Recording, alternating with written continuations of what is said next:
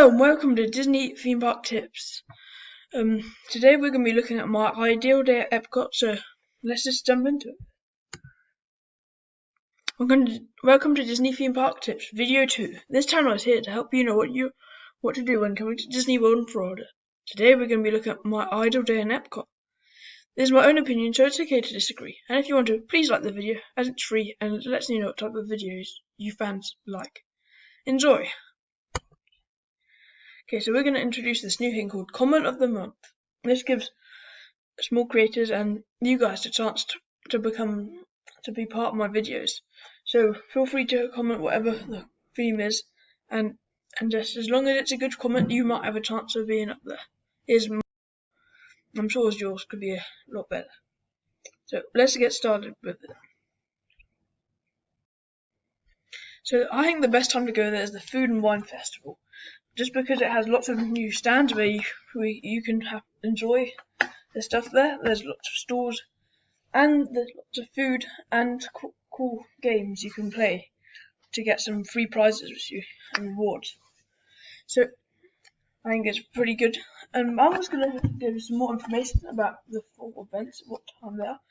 So the Festival of the Arts, that is from January 13th to February 20th. Then we have the Flower and Garden Festival, which is March the 2nd to July the 4th.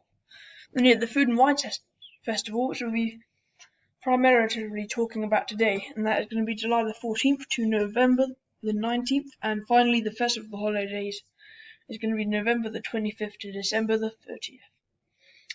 Always happen at different times, so no matter what time event you go on, it's always going to be new activities and stuff to enjoy.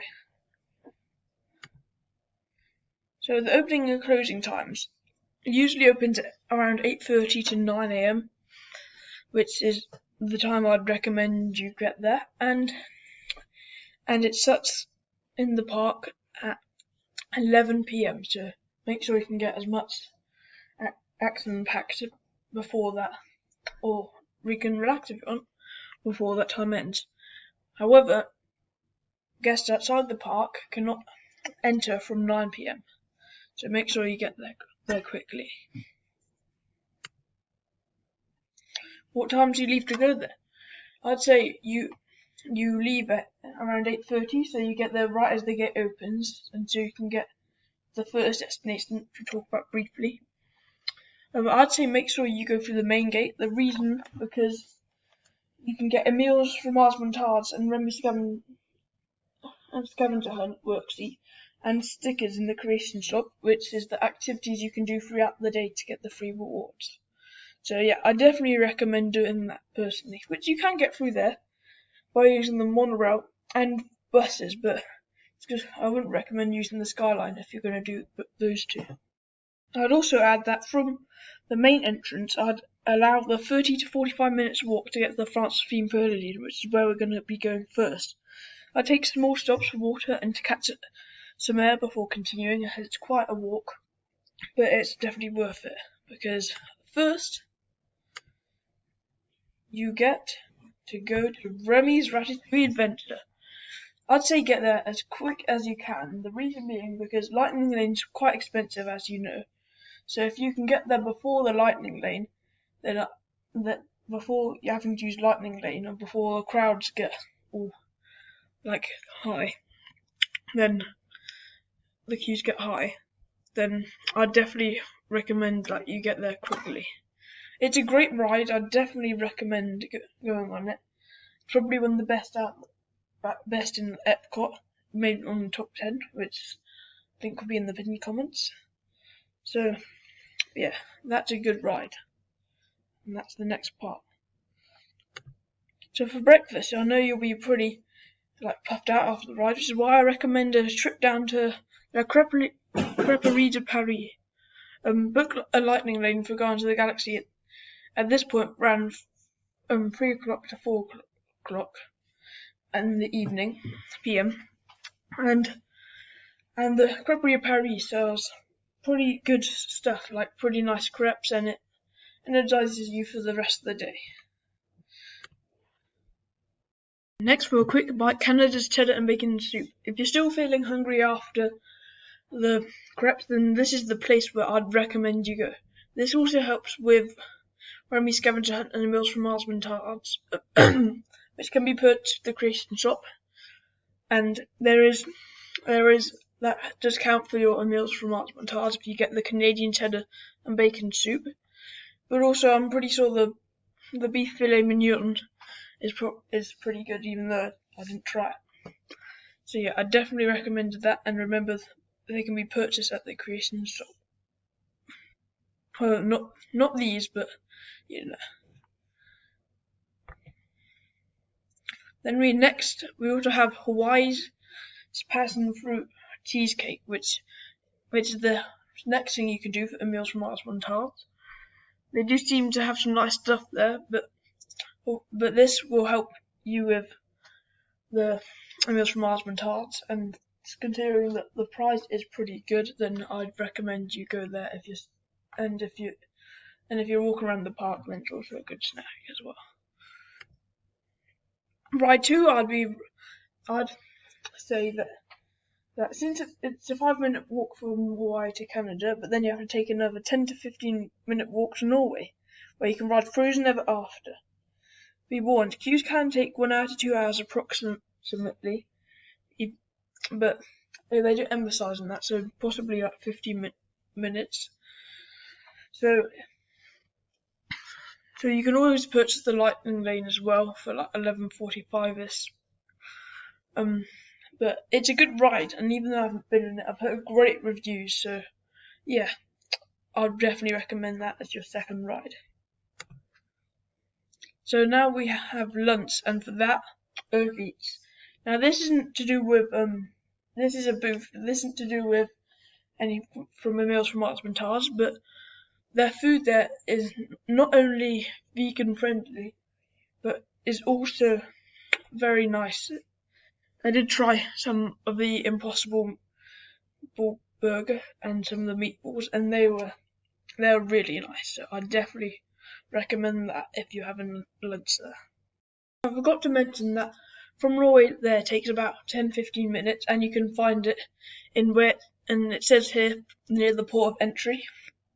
So let's go into our next one, which is a quick bite mac and cheese, traditional macaroni and cheese. I definitely recommend that one because not only was it really nice, then it also is number 3 for Meals from Mars Tarts. And so you can do that. And also, there's a park not far from the stand, so it's good for children to play in. And there's a water feature as well to cool down in as well. So yeah, they definitely recommend it. Then you have Ride 3, which is the Guardians of the Galaxy Cosmic Rewind, which is in World Discovery.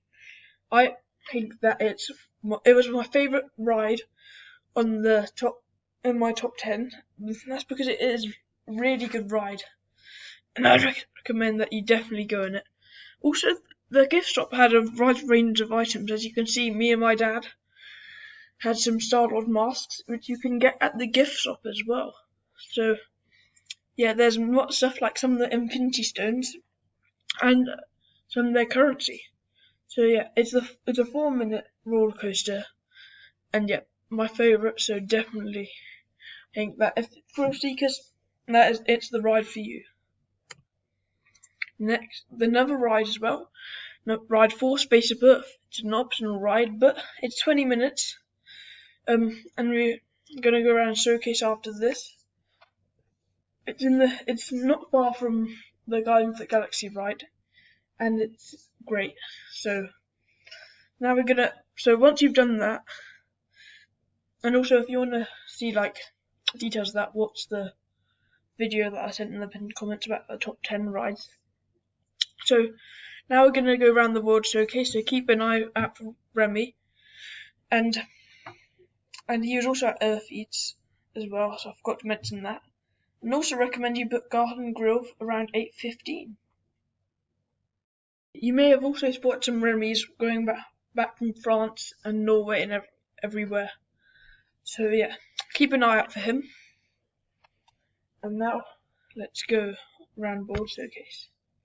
And have a quick bite. The Alps Warm Raclette vegan and non-vegetarian.